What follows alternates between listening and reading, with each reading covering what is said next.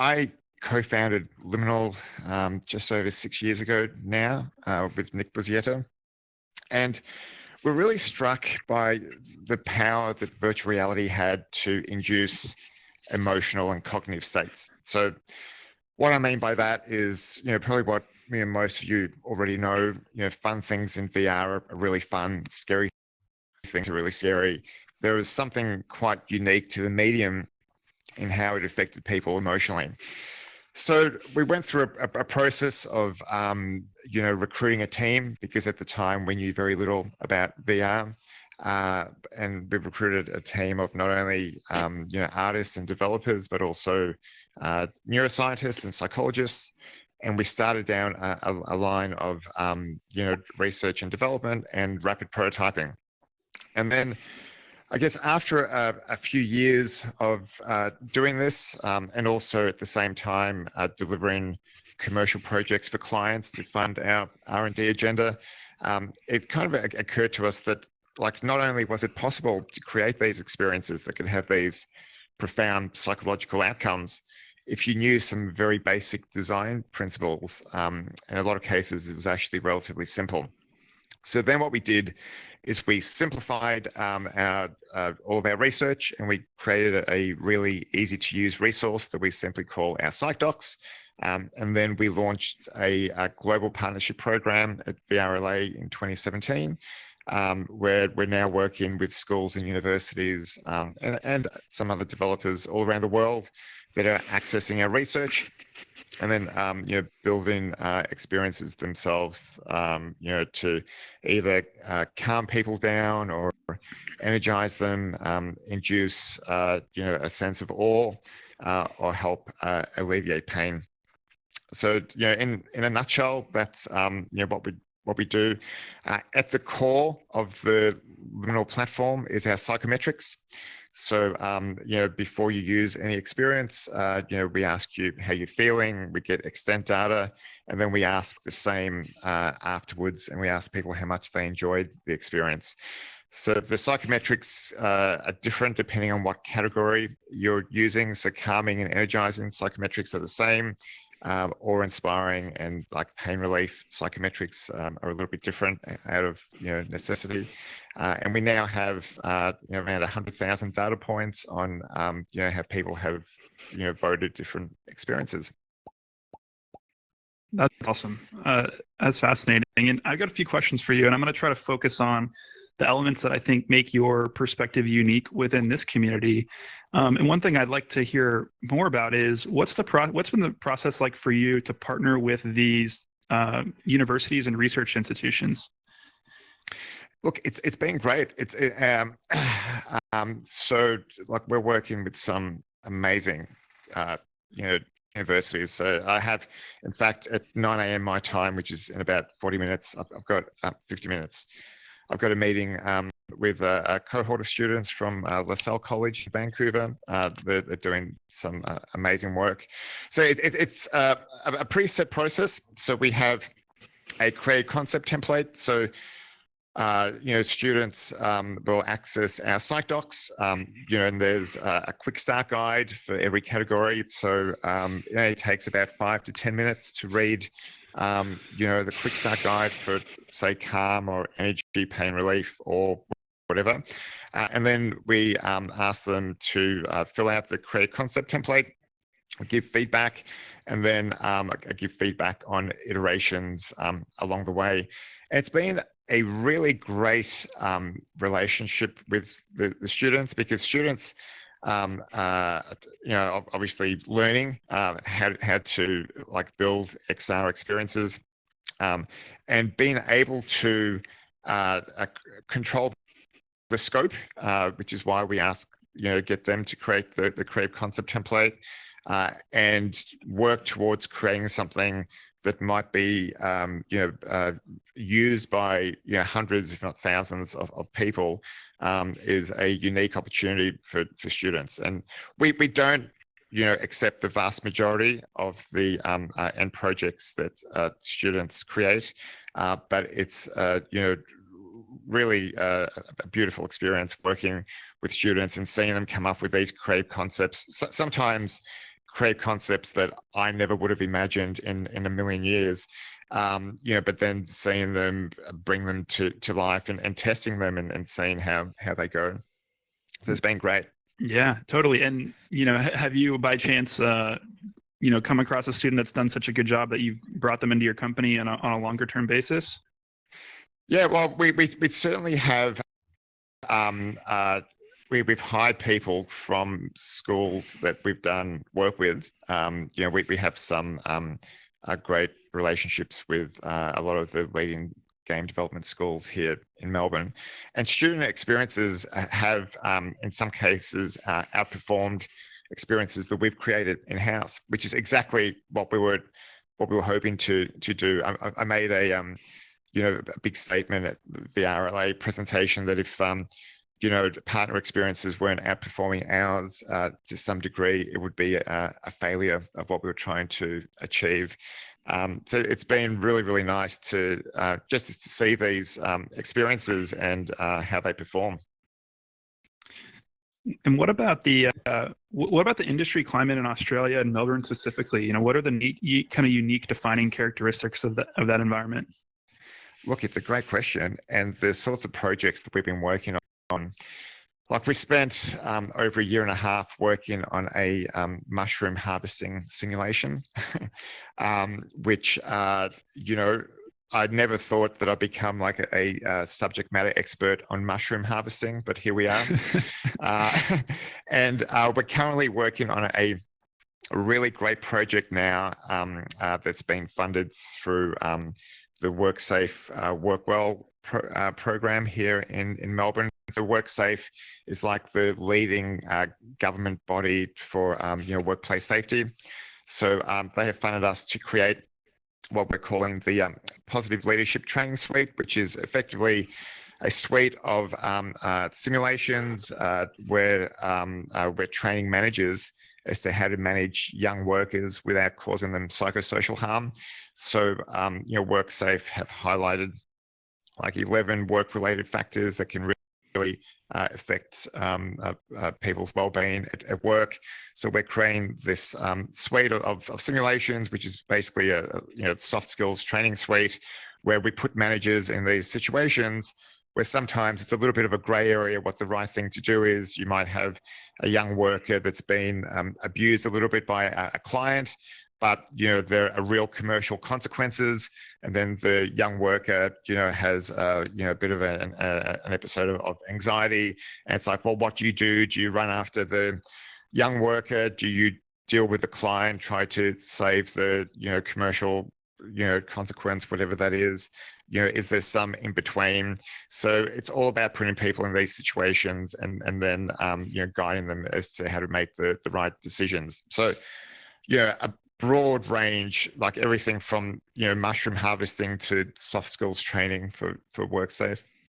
I'll ask you 3 more questions. The first is, and this is always one of the more interesting responses from people in here. How do you balance being an Australian company and being a global company? Yeah, it's look, it's tricky. Like we do work globally. So the Liminal platform is being used by companies around the world. We're also like we've been doing some work with SOCO in the UK, actually doing some training simulations for them. But it is definitely tricky. Like the enterprise VR space and AR space is still a difficult space in the sense that it's a relatively new market, right? So a lot of companies, even if they like on a daily basis, I have conversations where people ask me questions like, well, how much does VR cost? Right. So we're still at that stage, and then also price expectations. Like I've had people come in and want to scope a major project, and have like a $2,000 budget. So dealing a lot of the same problems locally than globally, but it's more about just educating. We're at a stage now where with commercial enterprise projects, you still have to educate clients as to the tech, Sure. the use cases, and why VR. Sure. Okay. That's great. Two more. And the first is, so, a big one of the strongest narratives in VR around the usefulness of immersive training is you have all this novel data, right? Like you're tracking the head and you're tracking the hands, and you're getting a window into the user that you didn't have in legacy formats. But I think that also many of us within the industry know that that's just the tip of the iceberg. And when you start to talk about things like heart rate and eye tracking and a plethora of these other input modalities, that you can have even that much richer of an experience. And so I'm wondering, internally, have you guys been playing around with any of these richer data formats? Yeah, and it's interesting because it's not as black and white as you might think at first. Like, for example, if you're looking at galvanic skin response data, right? So, and for those of you who don't know, like GSR is effectively what they use for lie detector tests, right? So it picks up micro fluctuations in like perspiration on your skin. Now, things like GSR are very good at specific instances, which is why it's used, in lie detector tests. And I should say, not very accurately. Like if someone fails a lie detector test, it doesn't mean that they've murdered someone. But the theory behind it is, like, you get asked a question like, what did you have breakfast this morning? Yes. Do you have a dog? No. Did you kill your wife? Now, if she's in the trunk of the car, you might have a little bit of a spike, which is how lie detector tests work. Now, in VR, when you're measuring the effectiveness of emotionally moving experiences, GSR can be very good at finding specific high points, but it's not the sort of tech that you can use like before and after an experience to gauge the difference. Heart rate and heart rate variability are interesting, and certainly good indicators for like calming experiences to have your heart rate drop. But again, it's not that black and white. Like, for example, even very common drugs like Valium or what have you can reduce signs of anxiety and are very effective at calming people down, but aren't like directly correlated with a reduction of heart rate. There's also like a bit of a VR effect, which is normal if you think about it. Whenever you come into a new environment, like you're spawned into this beautiful environment with the blue sky and stuff, you often get a heart rate spike. I guess what I'm trying to say is biometrics can be very, very useful, and we've certainly done in-house testing with them, but they're also not the not always the knockout hard objective data that people often associate with it. That's really interesting perspective. So just to close, I mean, that's all great. Thanks so much for talking with us today. And the last question I'll ask is just, what's the best way to support you, stay in touch with what you're doing, keep up to date, that kind of thing? Yeah, well, but look, please, download and install the Liminal platform. It's on SideQuest, and check out what we're doing, and we'd love to hear from you. Awesome. Thanks so much. Well, I'll kind of step out of the way, and if anyone's got questions, we can just kind of organically come forward and have a chat about them. Thanks so much. Great. Thank you. I'm familiar with Liminal from SideQuest, but it sounds like that is the tip of the iceberg in terms of all the projects that you have going on behind the scenes. I'm curious as to how that happens. Is it that people find you via one route or another, or do they find you via Liminal and then that blossoms into other relationships and other projects? How has your company grown, and what's your journey been like so far? Well, it's a very good question. So, like, when we started out, like, the Liminal platform has always been what we've wanted to do. since the very beginning, like almost 6.5 years ago now. But then I guess the company being self-funded, like we've bootstrapped the company. There's now 12 people working at Liminal. So 6 to 12 months in, it kind of occurred to us, oh shit, guys! If we want to continue doing this, we need to start making money to fund the whole thing. And it's one of those things. It sounds like super cool. You get a bunch of people together. You got neuroscientists and artists and developers, and it's all like amazing. And then like just the cold hard reality of running a company sort of slaps you in the face, and it's like, oh well, what do we do?